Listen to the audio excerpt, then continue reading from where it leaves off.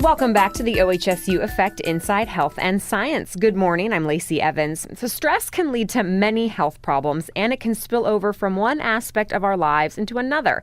But there is a comprehensive program up at OHSU that helps people reduce stress through behavior therapy. With me now on KXL is Danette Haynes, a licensed clinical social worker and clinical director of the OHSU Avell Gorley Center for Healing. Good morning. Good morning, Lacey. Thanks for having me. Thanks for coming. So is there more stress in our lives than there used to be?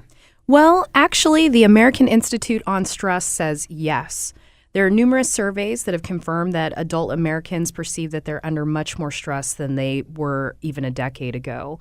And some of the things that are causing us to feel more stress, job stress is cited as the number one leading source of stress for adults. But we've also seen elevated stress levels in children, teenagers, college students, and the elderly for other reasons. These include increased crime, violence, and other threats to personal safety, pernicious peer pressures that lead to substance abuse and other unhealthy lifestyle habits, social isolation and loneliness, and the erosion of family and religious values and ties, and the loss of other strong sources of social support and powerful stress busters. So are some people better at handling stress than others?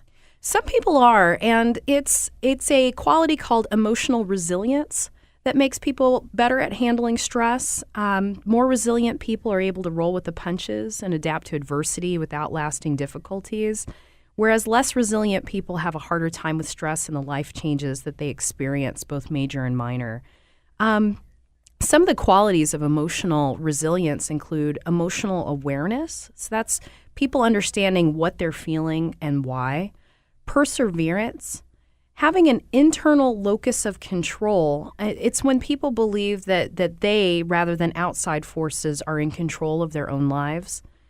Optimism, support, a sense of humor, a sense of perspective, being able to learn from your mistakes and seeing obstacles as challenges rather than seeing ourselves as victims. And spirituality, being connected spiritually helps people be more emotionally resilient. Yeah, and that's kind of what I meant by comprehensive, because you touch on many different qualities when you teach your groups at the clinic or when you've taught classes at the March Wellness Center. So kind of what are your tips for being emotionally resilient? Well, there's two major ways of handling stress and becoming emotionally resilient. One is to turn outward. And what I mean by that is working with our own behaviors and working more effectively with the situations in our lives. Another is turning inward, which is working with our thoughts and emotions on the internal level. And there are many tips that I give to do both of these different things. Can you kind of give briefly? I know we could probably talk for hours about them, but briefly, what are they? Absolutely. So in terms of working with behaviors, getting proper sleep, eating healthy food, these are the basics. Drinking water, getting exercise, spending social time with loved ones.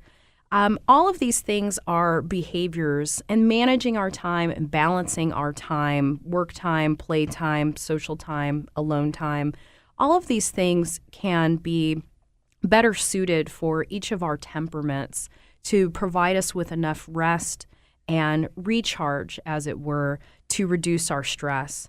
Now, in terms of turning inward, I talk about developing mindfulness.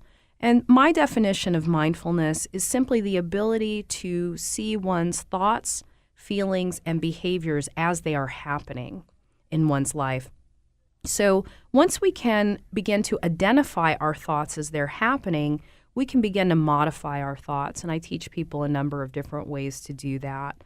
And these things all tend to help people reduce their stress. So you mentioned that stress from the workplace is the number one thing. So how can people kind of let that go once they leave the office? You know, how can they cope with that outside of work? Absolutely. One of the things that I work with people on is developing a present moment focus. So how can we stay in the moment? Frequently, we are working and we're thinking about other things at the same time, and that will increase our stress level because we're trying to do multiple things all at once.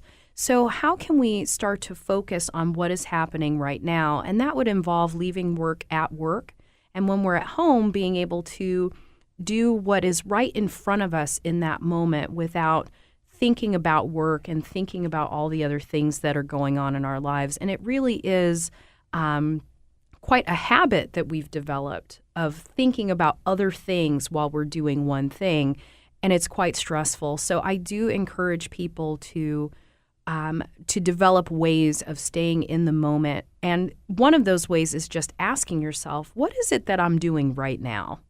And that helps remind the mind that there's only actually one thing happening in every moment. Although it may feel like a million things are going on, there's really only one thing that you're doing at a time. And I find that just asking that question can help you focus and be more effective in your life and with less stress. Is that also kind of how you help people put their stress into perspective?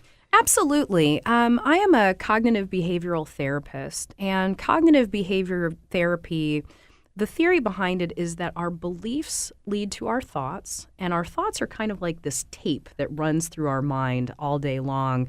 I should do this, I should do that, this shouldn't be happening, so on and so forth. And so our beliefs lead to our thoughts lead to our feelings or our emotions, and our feelings and emotions then lead to our behaviors. So many of us have behavioral patterns that just kind of, when we feel a certain way, we do a certain behavior.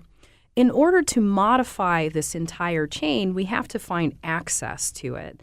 Two of the ways that I access it are through the thoughts, helping people develop that mindfulness, and then address what we call thinking errors. Thinking errors are patterns of distorted thought that lead us to be more ineffective in our behaviors, and they lead to painful feelings such as anger, sadness, disappointment, fear, so on and so forth. So helping people identify their particular thinking errors and then modify their thoughts can help put that stress into perspective. In cognitive behavioral therapy, we talk about cognitive dissonance when we're upset with a situation. And there are two ways to resolve cognitive dissonance. One is to change your situation. The other is to change your mind about your situation. And that's what I help people do to put their stress into perspective. And if these people are going without help, I mean, what are the impacts? I'm sure stress leads to a lot of other health problems. Absolutely. There's numerous health problems that can result from having too much stress: hypertension, heart attacks, strokes, diabetes, ulcers, neck and low back pain, among many others. And these are due to the increased sympathetic nervous system activity and an outpouring of adrenaline, cortisol, and other stress-related hormones. Stress can also lead to depression, anxiety, and feelings of burnout.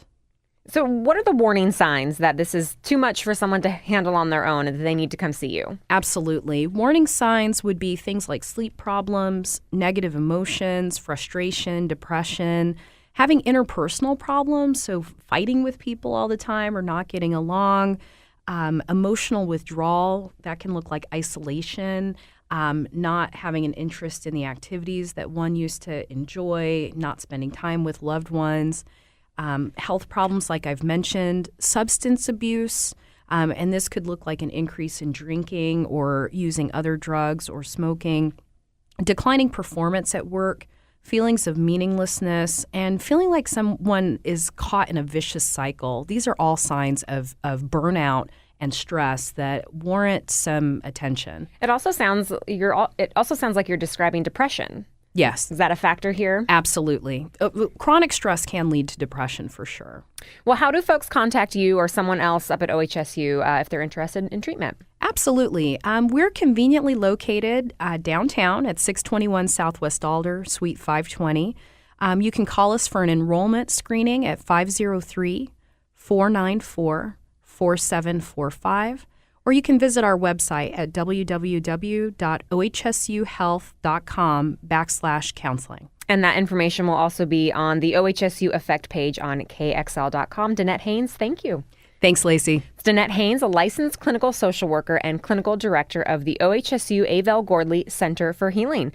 More of the OHSU Effect is coming up next in 5 minutes. But also, is there a health topic you'd like us to cover on this show? You can send me an email, lacey.evans@kxl.com, or follow me on Twitter @LaceyEvans. Send me your suggestions. And don't forget to check out the OHSU Effect page on kxl.com. More coming up in 5 minutes on FM News 101 KXL.